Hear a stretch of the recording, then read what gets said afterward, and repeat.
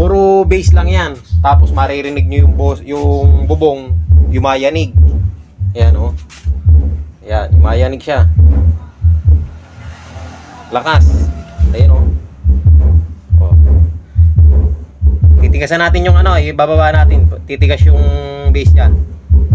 Ayan o. Ayan. Mayanig na. Ayan o.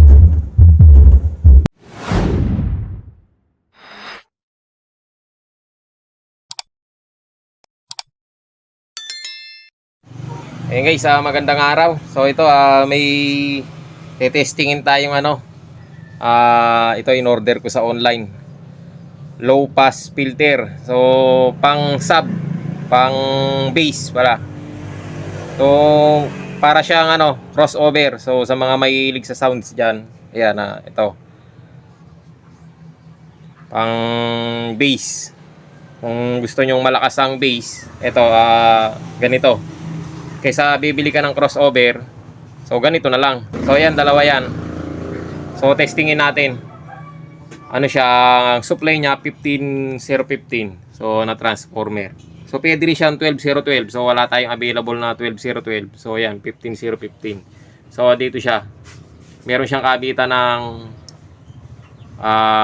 ayan. Nakalagay naman diyan 12012 o supply niya. Tapos dito may nakasulat naman dito. Ayan. Ito yung in, tapos ground, tapos left and right, tapos ground sa gitna. Tapos ito yung sub out, itong dalawa. Ayan, ground saka sub out. So ganyan siya. Ngayon ang ginawa ko ganito. Ayan, kinabit ko na. Nilagyan ko siya ng jack. Ayan. So isa sa in, isa sa out. So ngayon yung salpakan ng jack, so hindi ko pa nilagay yung jack kasi testingin muna natin siya dito. Ito siya, ito yung jack niya. So isang speaker lang ang nakakabit dyan, nandito sa pinakailalim ng aking lamesa. So testingin natin siya na isaksak. So gagamitin nating amplifier itong nabili nating concert na binebenta na natin ngayon.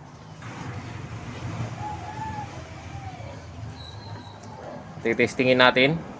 Nabunot yung ating plug.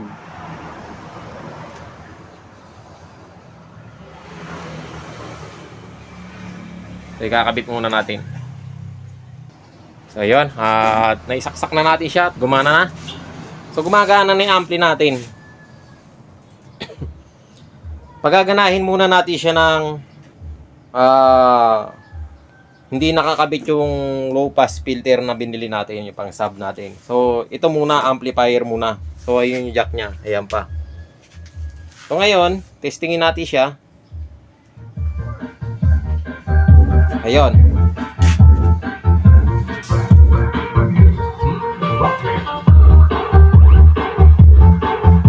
So kung maririnig ninyo yung speaker, meron siyang boses na tumutunog.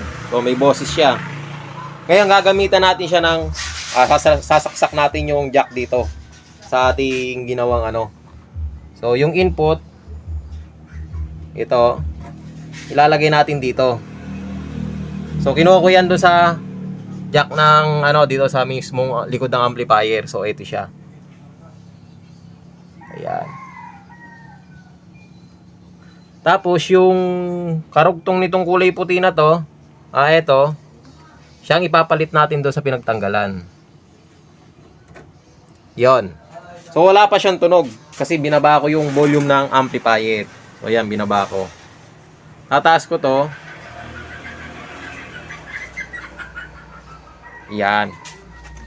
Tapos dito tayo. Ito yung kanyang volume. Ito. Volume.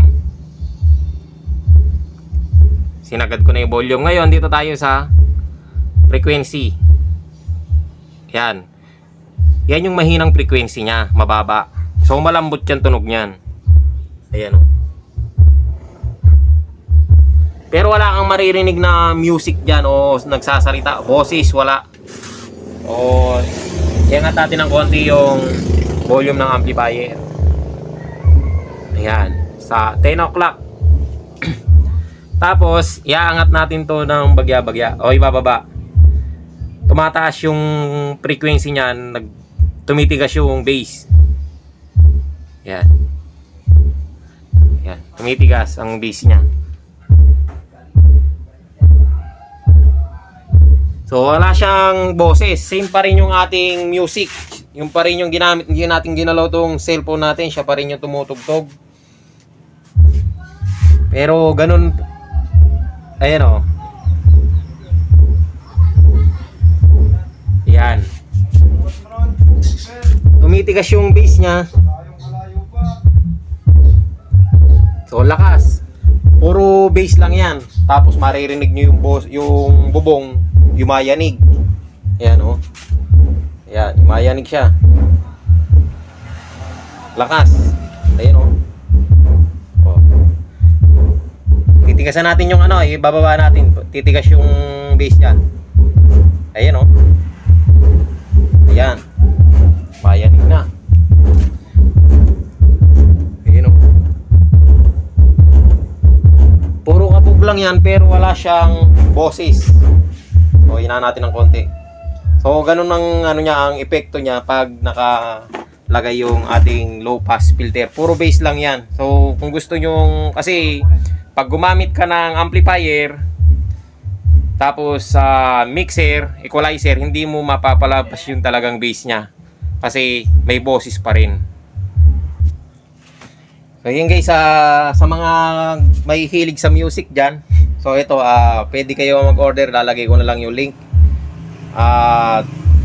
Maganda siya, may re-recommend ko na maganda. Kasi ano siya, yun lang, ang bibili nyo, dalawa kung gusto yung left and right. Kasi mono kasi to isahan lang. Pang isahan lang siya. Yan, ganyan siya. Tapos supply niya 12 volts. So lalagay ko na lang siya sa kaha. Abangan nyo na lang yung paglagay natin sa kaha nito. So para magandang nakikita. Parang ano rin siya, processor. So ayan guys, maraming salamat sa panonood.